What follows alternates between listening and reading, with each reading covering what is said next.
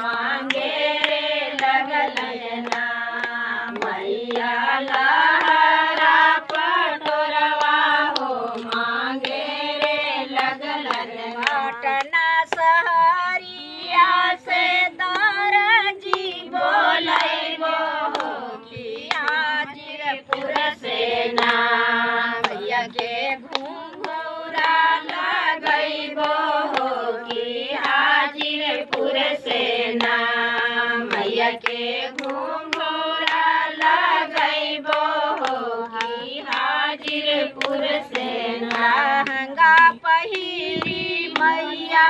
चलली देव घरवा हो कि अंदरा मनुष्यवाना मैया के